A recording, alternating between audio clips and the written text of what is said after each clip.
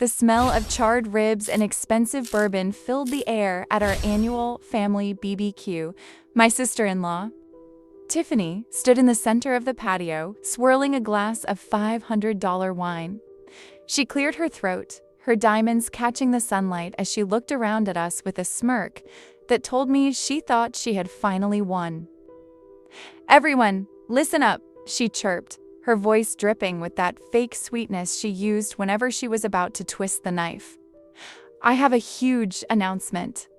I've officially accepted an offer to sell the Blue Ridge Family Resort.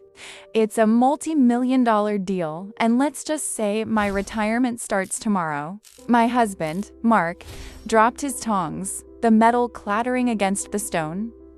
My mother-in-law gasped, clutching her chest in shock, but I just took a slow, deliberate sip of my iced tea and smiled. You see, Tiffany didn't just sell a resort. She thought she sold my resort, the one I built from the ground up while she was busy spending her inheritance on Gucci bags and failed influencers' retreats.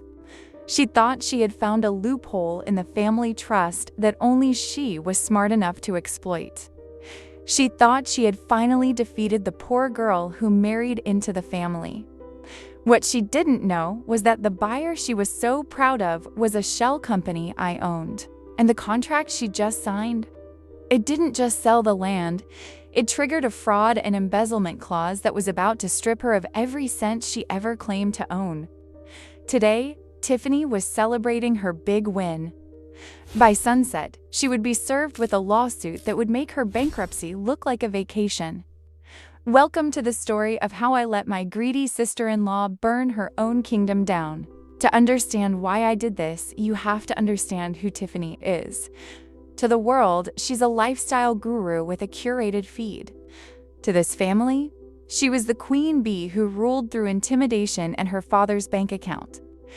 When I first started dating Mark, Tiffany made it her mission to humiliate me at every turn. I came from a blue-collar background. My parents worked in a factory and taught me the value of $1.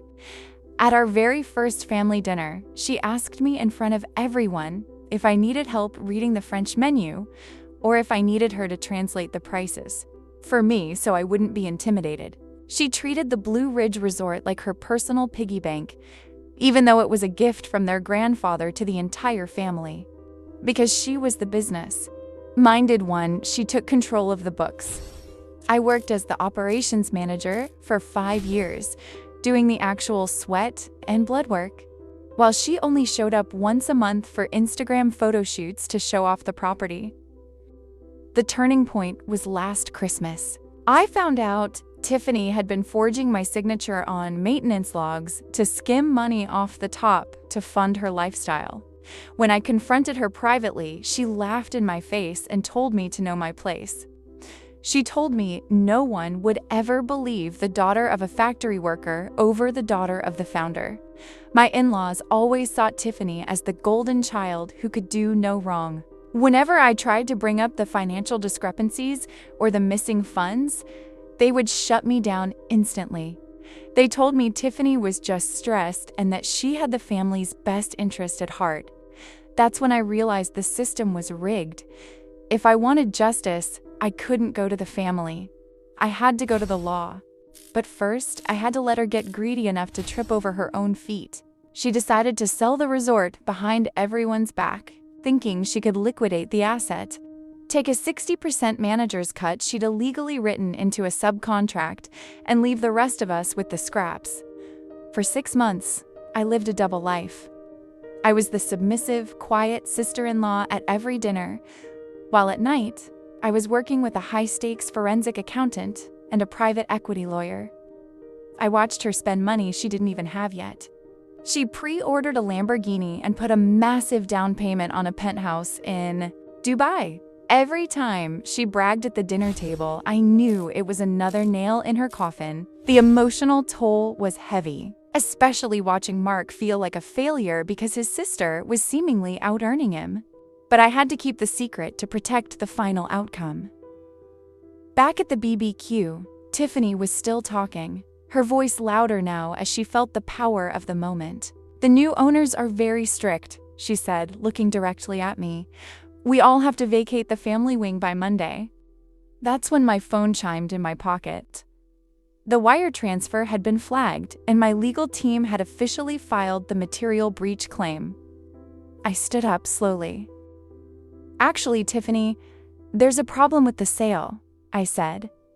The whole yard went silent. The only sound was the sizzling of the grill. "What could you possibly know about business, Sarah?" she sneered, her eyes narrowing. "I know that you just signed a contract with Vanguard Holdings," I replied. "And I know that Vanguard Holdings just filed a suit for the $2 million you embezzled over the last 3 years.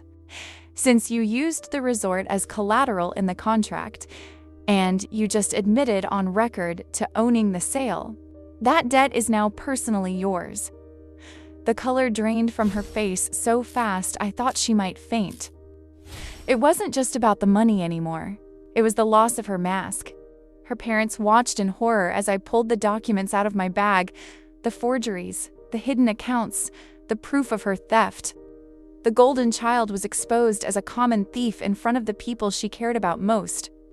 Today, Tiffany is facing years of litigation and has lost every asset she ever possessed. The resort is back in a protected trust, managed by Mark and me. At the beginning of this, she asked me if I needed help reading the prices on a menu. Well, yesterday, I saw her at a local diner. She was the one waiting tables. I didn't say a word. I just sat at her station, ordered a meal, and left a very generous tip. Because unlike her, I know exactly what everything costs, and I know that karma always collects its debt. If you think Tiffany got exactly what she deserved, hit that like button and subscribe for more stories of ultimate justice. What would you have done in my shoes? Let me know in the comments below. Thanks for watching.